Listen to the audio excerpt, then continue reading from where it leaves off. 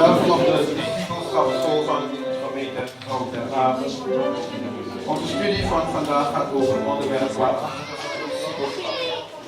Zoals het woord discipelschap al zegt, zit het woord discipline erin. Maar wat is een discipel?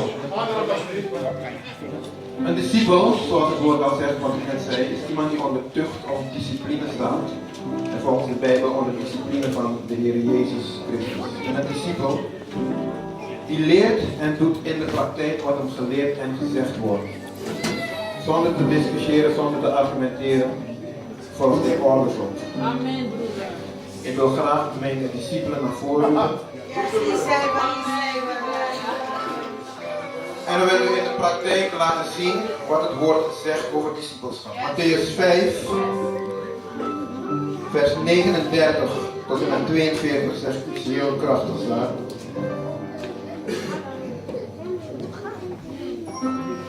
Vers 39 zegt, maar ik zeg u, de boze niet te weerstaan.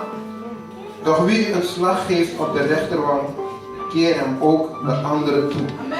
Amen. Ja.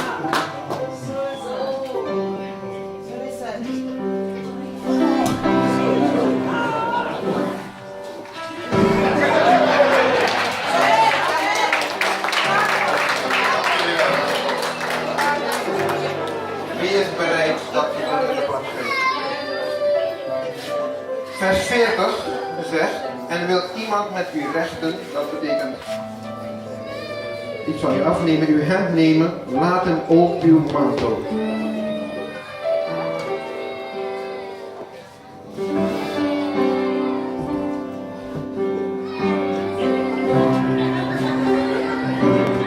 Laat hem ook uw mantel.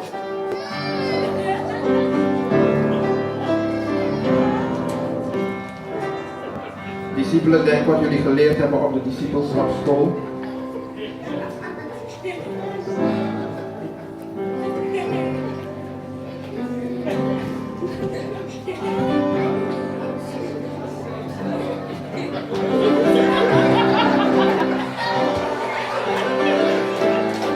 En u ziet dat de discipelen zonder te weerstaan alles afnemen.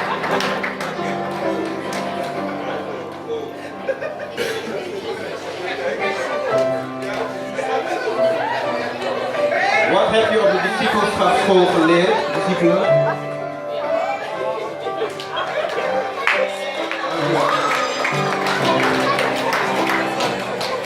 Vers 41 gezegd. En zal iemand u voor 1 mijl pressen, ga er 2 met hem. Dat betekent, als iemand u vraagt, loop een stukje met hem mee. Dan ben jij als discipel bereid een extra stuk met hem mee te lopen. Tot daar en verder.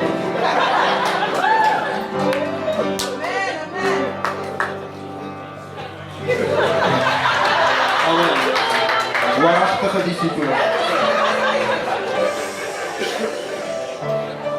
Vers 43 zegt, gij hebt gehoord dat er gezegd is, gij zult uw naaste lief hebben en uw vijand zult gij haten. Dit is een zeer controversieel begrip voor de wereld. Vijand, doe uw werk.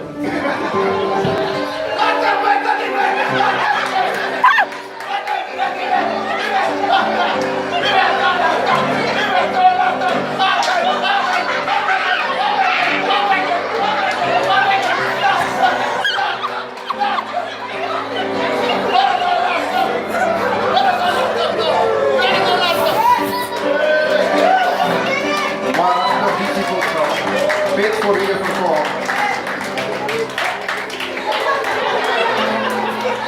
U ziet dat die discipelschap niet licht kan nemen.